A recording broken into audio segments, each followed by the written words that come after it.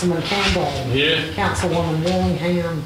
Councilman Jenkins. Here. Councilman Tweedy. Here. Councilwoman Smith. Present. Councilman Palmer. Here. Mr. Smith, will you lead us in prayer after which you will do the pledge? Let us bow. Dear God, please look upon us as we assemble for what we feel will be the better Camilla. Lead, guide, and protect us in all of our endeavors. Amen.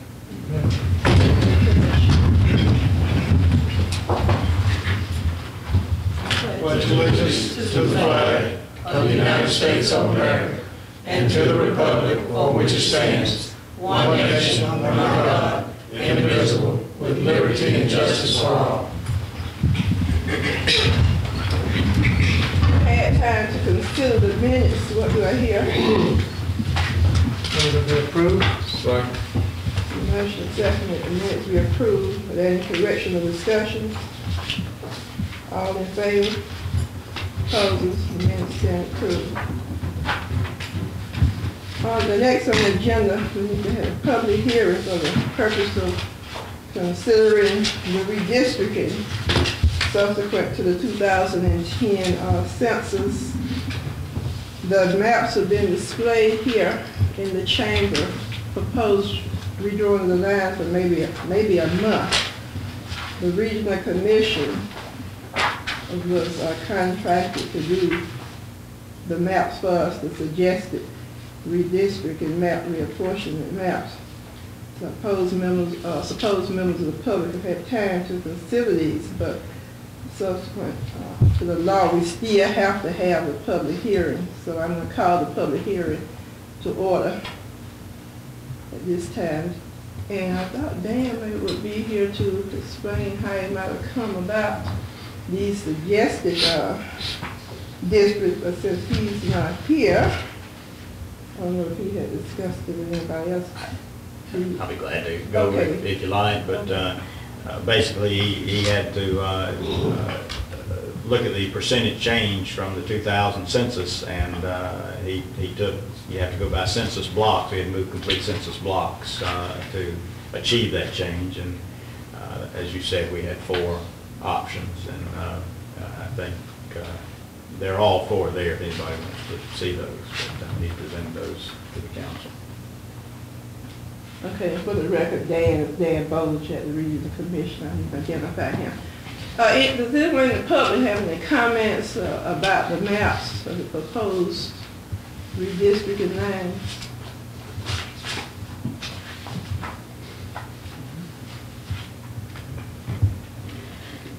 Anybody on the council? Just a question. May I stand up? Yes. Jewel Howard, Bakerton, Georgia. Just wanted someone to explain the total population deviation. I think in 2000, the total population deviation was a negative, something was a smaller number than the 42. And so I just want someone to explain to me about that and there was a change from 2000 to 2010 of about 13%. It was the same percentage in District 2 was a gain in District 1. So the requirement, I think, was anything over a 5% deviation, and this gets it down. I believe this, I don't remember, I think this gets it down to around 4% deviation between District 1 and District 2. Make sense? Yes. It was 355 people difference from the 2000 to 2010 census between District 1 and District 2. So therefore, we had to gain some similar number to get it down below 5%. Any other questions? Any comments or questions from the council? Does the city attorney have anything to add? No, ma'am. When you get there on the agenda, I did draft an ordinance for you. If you choose to adopt one of these plans this evening, I want to remind the council that this is a home rule ordinance. And what it requires is 2 readings of an ordinance at 2 regularly scheduled consecutive meetings, not more than 60 days apart.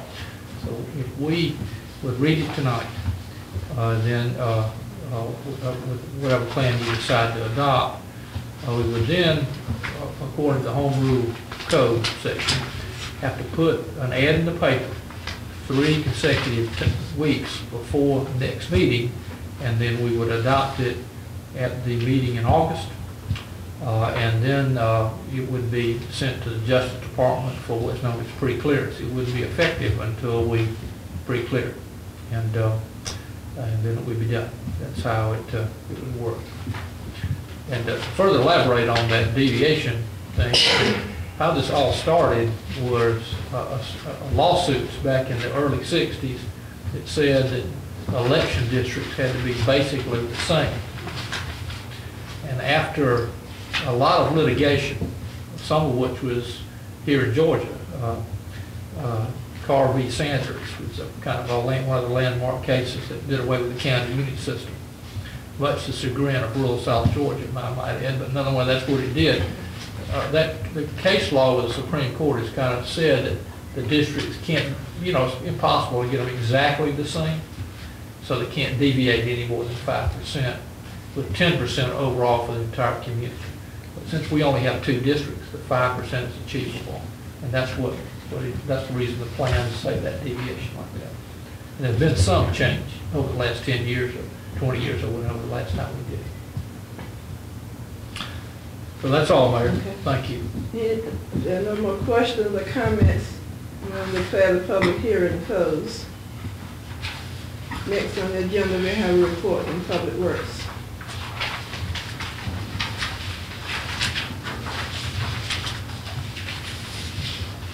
Administrative is on the agenda first.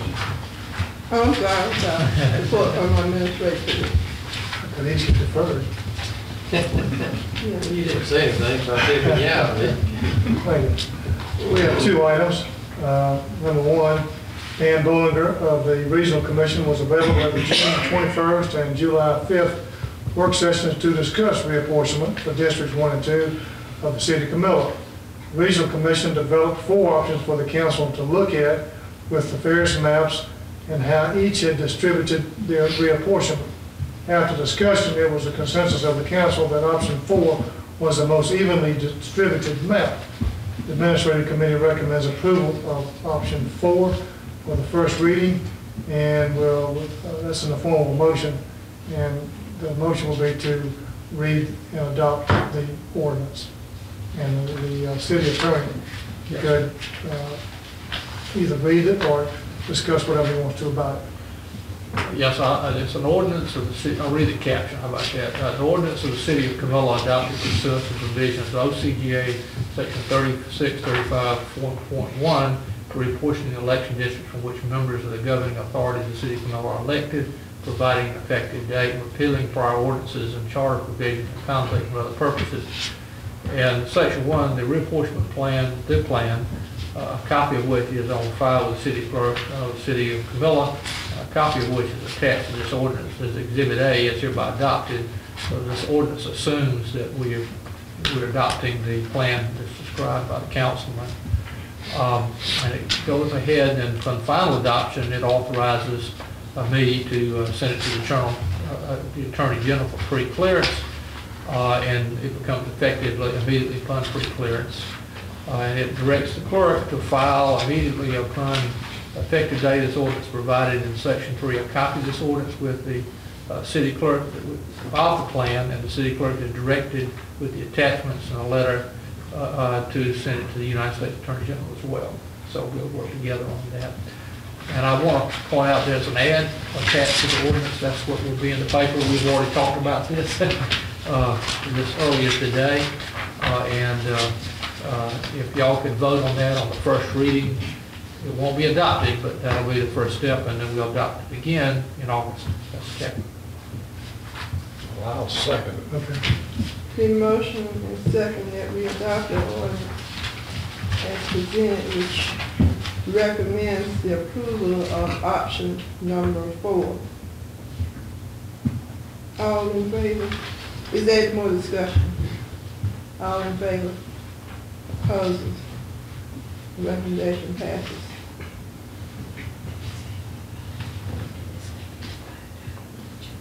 Ms. Dickinson. Yeah. Did you vote? You did not vote? I did not vote, so. Okay. Item number 2, council also discussed the November 8, 2011 general election ordinance. The city attorney Coleman has prepared. First reading of the ordinance was at the June 13, 2011 council meeting.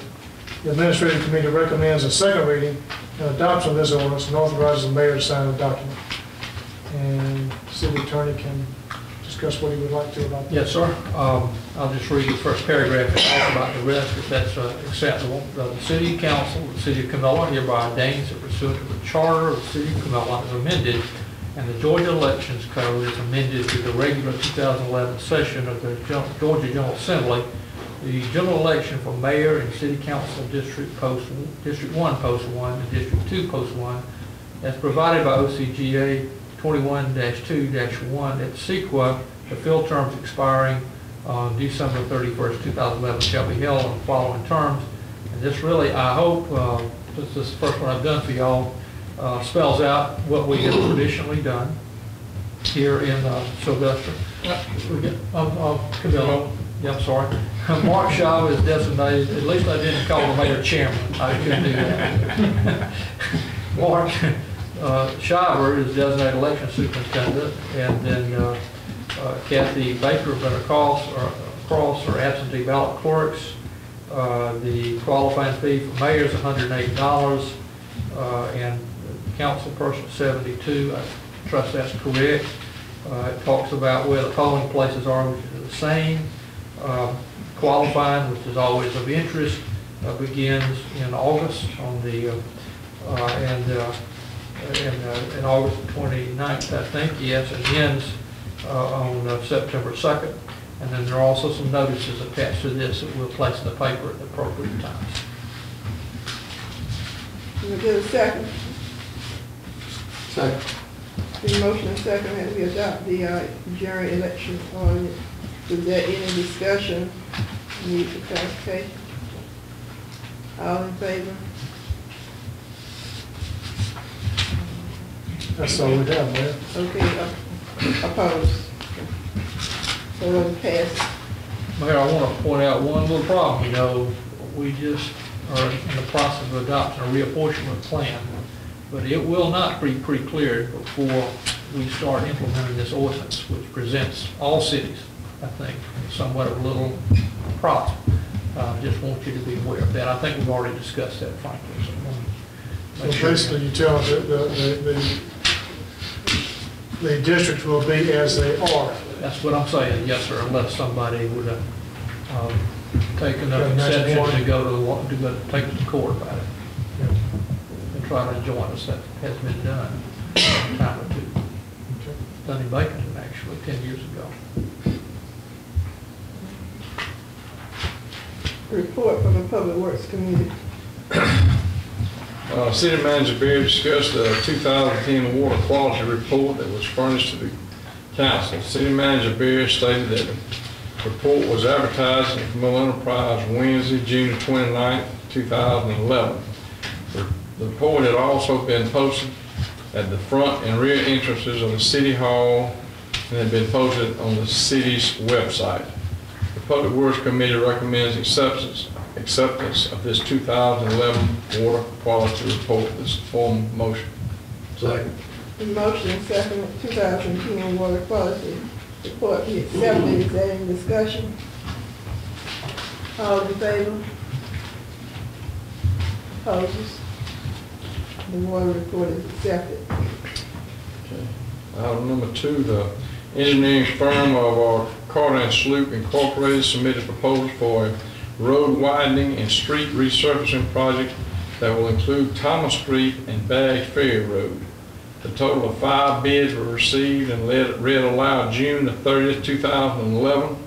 Carter and Sloop Engineering have recommended that the city accept the low bid from Oxford Construction Company in the amount of $328,000 $413.57, and authorize the mayor to sign the notice of award documents. This is a formal motion. Second. The motion and second that we accept the street widening resurfacing proposes to have Oxford Construction moving to Thomas Street and Bags Ferry Road. Is there any further discussion? All in favor? Opposed? Proposal passes. That's all we have. Mr. Attorney, do you have anything else? No, thank you, ma'am. I've probably done more than my share of it. And the mayor's announcement, if we don't have an announcement, I think before we meet again, I think school will have started. Yes, ma'am. And so I asked the public, or people who have, and the schools haven't asked me to do this, this is just on my own volition, people who have old uniforms to pass them on to our children who might be able to use them or turn them over to the school, because schools start, there are always children in need who come up short. So if you could make those donations of old uniforms and maybe notebooks, anything that the needy, some of the children in need might have, I'm sure the schools will appreciate that. Do we have any other business? I don't have anything, ma'am. Do we have any citizen presentations? Do we have a motion to adjourn?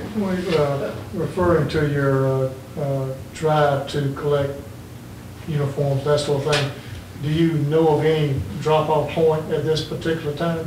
Well, the schools usually will accept them at, the schools. They'll accept them at the schools. Okay. Mhm.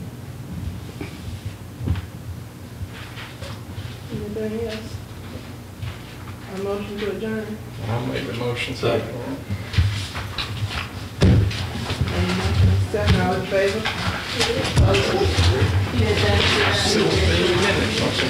I did look back.